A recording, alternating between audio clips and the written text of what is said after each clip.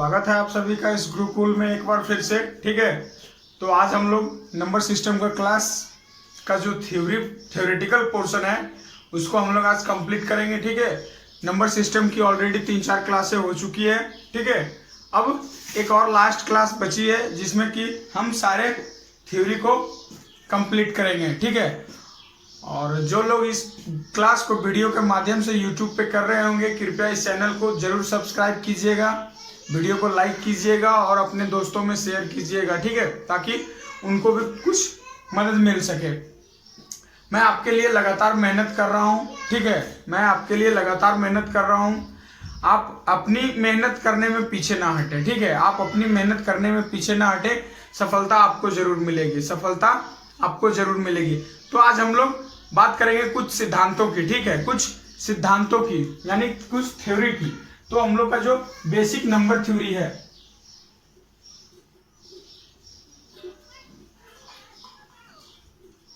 Basic number theory यानी मूल संख्या सिद्धांत।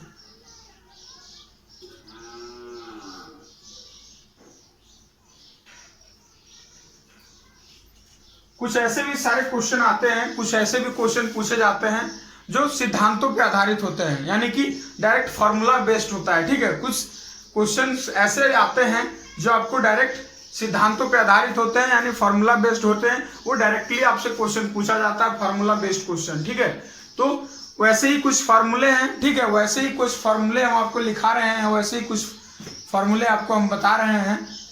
ठीक है, जिसको कि आपको ध्यान में रखना है और एग्जाम में आपको क्वेश्चन सॉल्व करना है, ताकि आपका एक भी क्वेश्चन मिस नहीं करना चाहिए। तो देखिए, ये रहे आपके कुछ बेसिक थ्योरी। तो देखिए, ये कुछ आपके मूल सिद्धांत हैं। ठीक है, संख्या सिद्धांत है। सम संख्या का वर्ग, ठीक है, सम संख्या का वर्ग हमेशा सम और विषम संख्या का वर्ग हमेशा विषम ही होता है। ठीक है, सम संख्या का वर्ग हमेशा सम होगा और विषम संख्या का वर्ग हमेशा सम होगा, यानी square of even number is always even and the square of odd number is always odd. ये देखिए, किसी भी संख्या के वर्ग करने पर, ठीक है, किसी भी संख्या के वर्ग करने पर इकाई के स्थान पर, इकाई अंक के स्थान पर 2, 3, 7 और 8 नहीं होता है। ठीक है, ये कभी आएगा ही नहीं। 2, 3 और 7, 2, 3, 7 और 8 कभी आएगा ही नहीं। अगर किसी भी संख्या का वर्ग करेंगे, ठीक है, किसी भी संख्या का वर्ग करेंगे तो 2, 3, 7 और 8 आएगा ही नहीं, यानी कि a number obtained by squaring. ठीक है, a number obtained by squaring. ठीक है, किसी भी संख्या का वर्ग करने पर ये इकाई के स्थान पर 2, 3, 7 कभी नहीं आएगा। ठीक है, डज नॉट हैव 2, 3, 7 और 8 एट यूनिट प्लेस। ठीक है, 2, 3, 7 और 8 एट यूनिट प्लेस कभी नहीं आएगा। ये देखिए, एक अगला है 1 से 100 तक। 1 से 100 तक कुल 25 अभाज्य संख्या होती है। ठीक है, 1 से 100 तक में कुल 25 अभाज्य संख्या है, जिसमें कि 1 से 50 तक के बीच में 15 है। ठीक है, और 50 से 100 के बीच में 10 है। ठीक है, 10 है। 1 से 100 तक में टोटल 25 है, जिसमें कि 1 से 50 तक में 15 है और 50 से 100 तक में 10 है। 10 अभाज्य संख्या है। ठीक है, 10 अभाज्य संख्या है। कुछ और भी फार्मूला बेस्ड है। ठीक है, उसको भी हम लोग देख लेते हैं। तो ये देखिए, कुछ महत्वपूर्ण फार्मूले हैं आपके बोर्ड पर। प्रथम n प्राकृतिक संख्याओं का योग। ठीक है, प्रथम n प्राकृतिक संख्याओं का योग, प्राकृतिक या प्राकृत जो भी बोलिए, नेचुरल नंबर। ठीक है, संख्याओं का योग n इंटू n प्लस 1/2। ठीक है, n इंटू n प्लस 1/2। प्रथम n विषम संख्याओं का योग। ठीक है, प्रथम n विषम संख्याओं का योग n स्क्वायर। प्रथम n सम संख्या का योग n इंटू n प्लस 1। प्रथम n प्राकृत संख्या के वर्गों का योग। ठीक है, यहां ध्यान दीजिएगा, वर्गों का योग n into n plus 1 2n plus 1/6। प्रथम n प्राकृत संख्या के घनों का योग। ठीक है, n इंटू n प्लस 1/2 का पूरे होल स्क्वायर।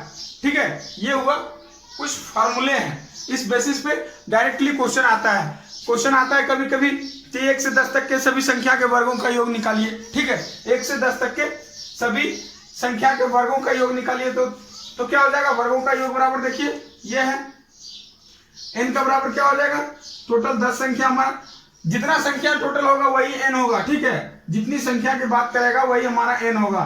तो टोटल 10 संख्या है, n बराबर 10 पुट कर दीजिए, निकल जाएगा आपका आंसर, ठीक है। आपको जहां भी प्रथम n विषम संख्या का योग निकालना है, 10 विषम संख्या का निकालना है, 10 का स्क्वायर 100 होगा, बिल्कुल इसमें कोई शक नहीं है, ठीक है। ये आपका बना बनाया सा है, आपको ये हर जगह मिल जाएगा, ठीक है। ये फॉर्मूले हैं, आपको हर जगह मिल जाएगा। कुछ ऐसे चीज मैं बताने जा रहा हूँ, ठीक है, कुछ ऐसा चीज मैं बताने जा रहा हूँ जो बहुत कम जगह देखने को मिलते हैं, जो बहुत कम जगह देखने को मिलते हैं। आप लाख खोज लीजिए, आपको नहीं मिलता, बहुत मुश्किल है ढूंढना, ठीक है। कुछ ऐसे चीजें मैं बताने जा रहा हूँ, बिल्कुल, ठीक है। तो आप देखिए इसको, आप अगर लिखना चाहो तो लिख सकते हो, और जो लोग वीडियो के माध्यम से क्लास कर रहे होंगे वीडियो पॉज करके इसको लिख सकते हैं, ठीक है। हम लोग अब बात करेंगे 2 अंकों वाली संख्या से संबंधित जब प्रश्न होंगे, 2 अंकों वाली संख्या, ठीक है। 2 अंकों वाली संख्या से संबंधित जब प्रश्न होंगे तो हम लोग उसकी बात करेंगे, ठीक है। लेकिन उसके पहले एक और पॉइंट है, देख लीजिए, एक और पॉइंट है कि 3 क्रमागत, ठीक है, 3 क्रमागत प्राकृत संख्याओं, ठीक है, 3 क्रमागत प्राकृत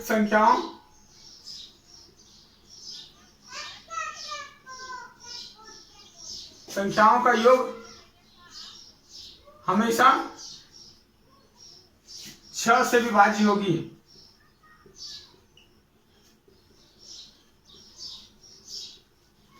ये हमेशा होगा ही होगा। जैसे कोई भी 3 क्रमागत सम संख्या लिख लीजिए, ठीक है, प्राकृत संख्याओं का गुणनफल, ठीक है, सॉरी माफ कीजिएगा, ये गुणनफल,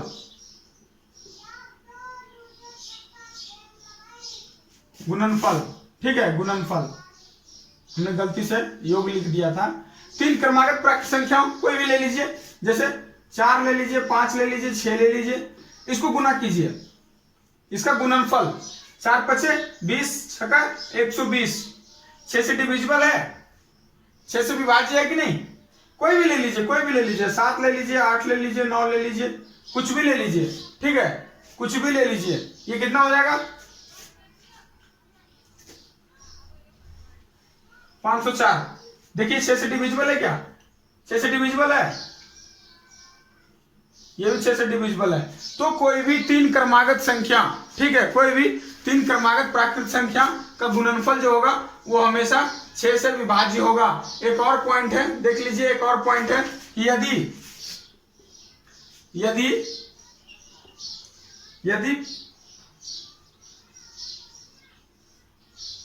Q और R, ठीक है, यदि Q और R P से विभाजित है, P से विभाज्य है, P से विभाज्य है, ठीक है, यदि Q और R P से विभाज्य है, ठीक है, विभाज्य है, तो P जो है हमेशा Q और R के योग और अंतर, ठीक है, और अंतर को भी विभाजित करेगी।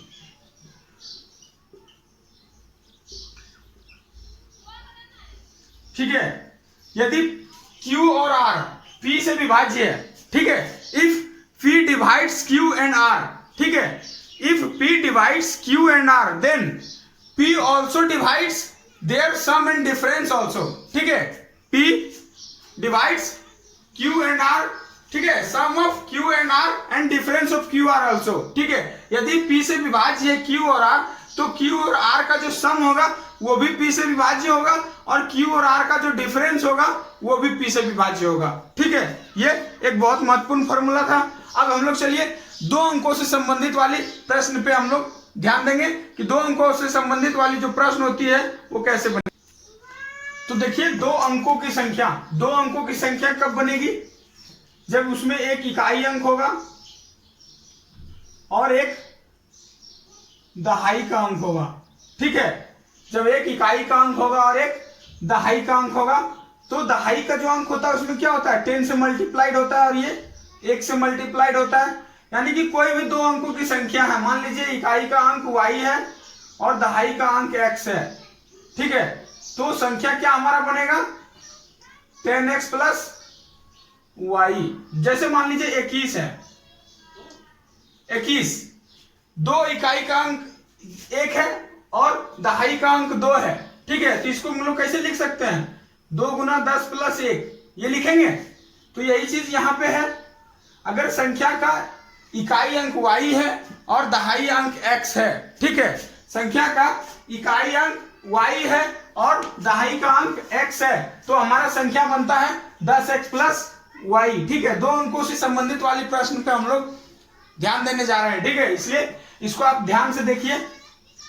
तो इसमें एक आता है, ठीक है, इसमें एक क्वेश्चन आता है, क्वेश्चन किस तरह का आता है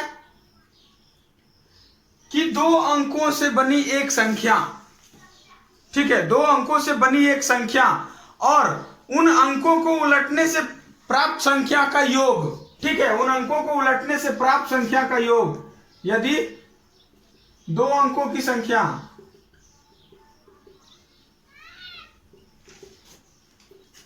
और उनके अंकों को उलटने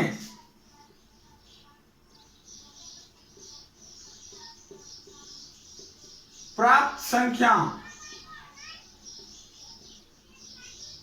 का योग दिया हुआ होता है, का योग कुछ भी हो, ठीक है, का योग कुछ भी हो, योग दिया हुआ है, ठीक है, तो पूछा जाता है कि उन संख्या के अंकों का योग क्या होगा, अंकों का योग क्या होगा, ठीक है। यानी कि संख्या जैसे 10x प्लस y है पहले, अब संख्या का अंक उलट जाता है, यानी 10y प्लस x हो जाता है, यानी कि जो दहाई पे था वो इकाई पे गया और जो इकाई अंक पे था वो दहाई पे आ गया, तो अब संख्या ये आ गया। अब इन दोनों का प्लस, इन दोनों का प्लस जो होता है वो दिया हुआ है आपको, ठीक है, इन दोनों का प्लस दिया हुआ है, तो पूछा जाता है कि x प्लस y का वैल्यू क्या होगी, x प्लस y की वैल्यू क्या होगी, यानी संख्या के अंकों का योग क्या होगा, ठीक है। तो ये जो होता है, इसका योग जो होता है, ये संख्या का योग जो होता है हमेशा 11 से विभाजित होती है, यानी 11 का गुणज होता है, हमेशा 11 का गुणज होता है, ठीक है। ये आपका बेसिक पॉइंट है, ये आपका थ्योरी है, ये आपका क्वेश्चन नहीं है, क्वेश्चन इस टाइप का दिया हुआ होता है, तो अंकों का योग पूछा जाता है। तो क्या होता है कि संख्याओं का योग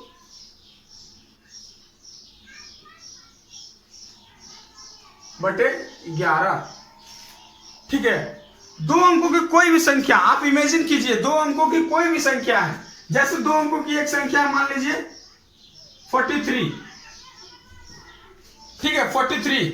अब कहा जाता है कि दो अंकों की एक संख्या और उनके अंकों को उलटने से, अंकों को उलटने से, तो संख्या क्या बन रहा है 34, उलटने से प्राप्त संख्या का योग, तो प्राप्त संख्या का योग कितना हो रहा है 77, हमेशा 11 का गुणज होता है, 77 11 का गुणज है कि नहीं, है कि नहीं, बताइए, है कि नहीं। तो अब उन अंकों का योग, उनके अंकों का योग निकालने के लिए क्वेश्चन में पूछा जाता है, अंकों का योग क्या होता है, संख्याओं का योग बटे 11, तो संख्या का योग कितना है बटे 11, 7 आ रहा है, 4 3 7 3 4 7, संख्या का योग आ गया। तो ये रहा थ्योरी, और ये आपको एग्जाम्पल से मैंने इस थ्योरी को क्लियर कर रहा हूं, ठीक है। एक और कोई भी एग्जाम्पल ले लीजिए, ठीक है, एक और कोई भी एग्जाम्पल ले लीजिए जिससे कि यह प्रूफ हो जाए कि हाँ सच में ऐसा होता है, ठीक है। एक कोई भी और एक संख्या ले लीजिए, मान लीजिए 95 ले लिया हमने, ठीक है, संख्या लिया हमने 95। अब संख्या का अंक उलटने से, यानी उलटने से प्राप्त संख्या का योग निकाल लीजिए इसका। आ गया, आया कि नहीं? 9 5 14 के 4 बाकी 1, 9 5 14 1 15 154। ठीक है, तो अब देखिए, अब फिर से पूछा जा रहा है कि उन संख्या के अंकों का योग, उन संख्या के अंकों का योग। तो अंकों का योग बराबर क्या? योगफल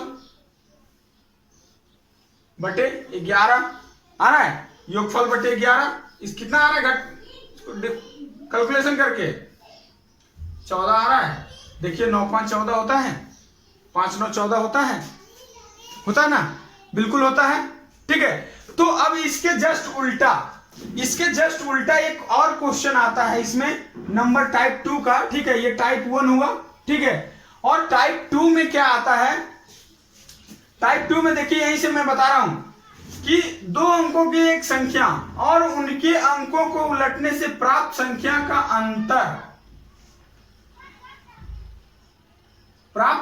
का अंतर हमेशा 9 का गुणज होता है। 9 का गुणज होता है। ये टाइप 2 हुआ।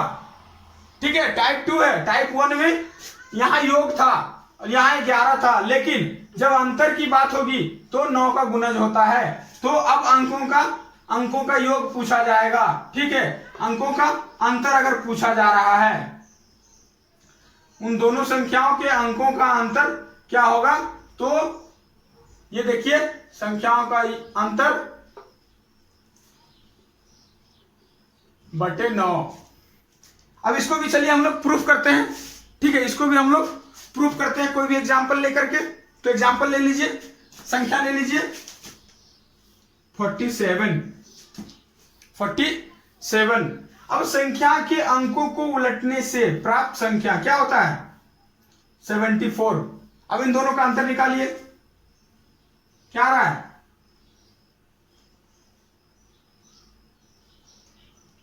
10 4 14, 14 में से 7 गया 7, यहां बचा 6, 6 में से 4 गया 2।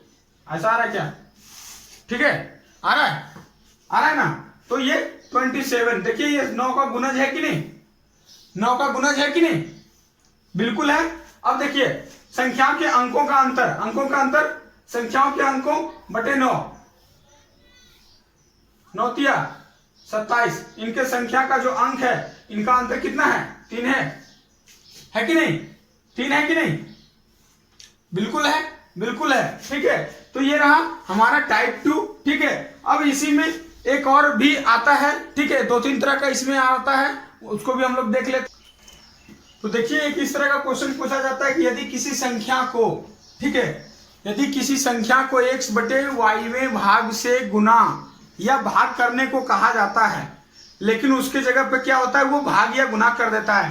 यानी कि अगर गुना करने के लिए कहा जाए तो भाग कर दे रहा है, और भाग करने के लिए कहा जाए तो गुना कर दिया जाता है, जिससे जो प्राप्त परिणाम वास्तविक परिणाम से, ठीक है, जो मिलता है हमें और जो आना चाहिए उससे z अधिक या कम हो, ठीक है, तो वह संख्या बराबर क्या होता है?